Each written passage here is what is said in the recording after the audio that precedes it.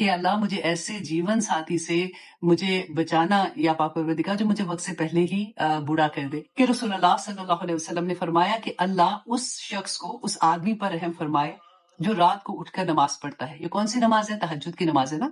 اور وہ اپنی بیوی کو بھی جگائے کہ وہ بھی پڑھ لے، اور اگر وہ انکار کرے، مطلب وہ گہری نیند سوئی ہوئی ہے، وہ نہیں اٹھ رہی ہے، وہ انکار کرے تو اس کے منہ پر پانی چھڑک دے۔ کہ اللہ اس عورت پر رحم کرے جو رات کو اٹھ کر نماز پڑھے اور اپنے خاوند کو بھی جگائے، اور اگر وہ نہ جاگے تو وہ اسے اور نہ مانے تو اس کے منہ پر پانی کا پانی چھڑک دے۔ آنیسٹلی بہت نصیب والے لوگ ہوتے ہیں جو ہسبینڈ اینڈ وائف کا ریلیشن ایسا ہوتا ہے کہ وہ یہ اس حدیث پہ عمل کر سکیں۔ اور سب سے بڑی بات ہے کہ رسول اللہ صلی اللہ علیہ وسلم کی دعا ہے یہ، اور دعا ہمیں ہی لگے گی نا جب ہم یہ پوری کریں گے، کیونکہ جب ہم تہجد کی نماز پڑھتے ہیں تو اللہ سبحانہ تعالیٰ تو آسمانی دنیا پہ آ کے پکارتے ہیں نا کہ ہے کوئی مانگنے والا۔ تو اسی پہ مجھے یہ بہت پیاری حدیث لگی، اور مجھے اس لیے بھی اچھی لگی کہ اس کا اینڈ انشاءاللہ پہلے میں آپ کو سنا دیتی ہوں، پھر بات کرتے ہیں۔ کہ ابو داؤد اور نسائی کی حدیث ہے کہ حضرت ابو ہریرہ رضی اللہ عنہ روایت کرتے ہیں کہ رسول اللہ صلی اللہ علیہ وسلم نے فرمایا کہ اللہ اس شخص کو، اس آدمی پر رحم فرمائے جو رات کو اٹھ کر نماز پڑھتا ہے۔ یہ کون سی نماز ہے؟ تہجد کی نماز ہے نا۔ اور وہ اپنی بیوی کو بھی جگائے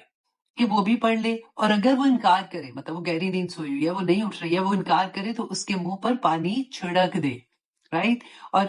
تو اچھا، دوسرا یہ تھا کہ اللہ اس عورت پر رحم کرے جو رات کو اٹھ کر نماز پڑھے اور اپنے خاوند کو بھی جگائے، اور اگر وہ نہ جاگے تو وہ اسے اور نہ مانے تو اس کے منہ پر پانی کا پانی چھڑک دے۔ تو میں نے یہ سوچا کہ حدیث تو رسول اللہ نے کہی ہے تو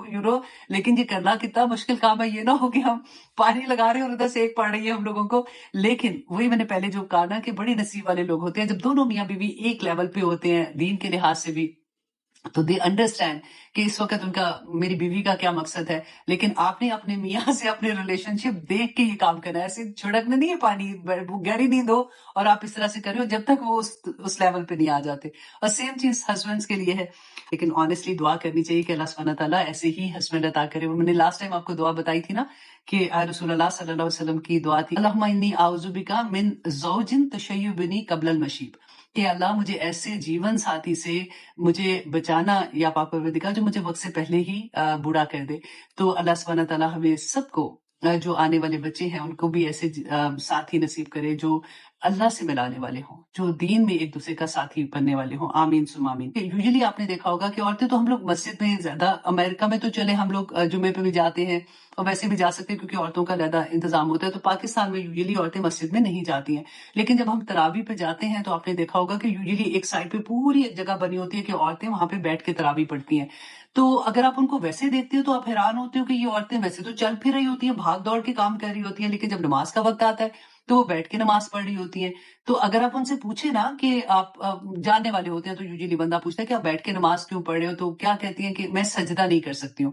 تو اگر وہ سجدہ نہیں کر سکتی تو وہ قیام کا بھی ثواب ضائع کر دیتی ہے۔ حالانکہ اگر وہ کھڑا ہو سکتا ہے نا بندہ تو اس کو قیام تو کھڑے ہو کے کرنا چاہیے، رکوع کر سکتا ہے، رکوع اسی طرح سے کرنا چاہیے۔ ہاں سجدہ نہیں کر سکتا تو پھر بیٹھ جائے، اس وقت سجدہ بیٹھ کے کر لے۔ لیکن اگر ایسی بھی حالت ہے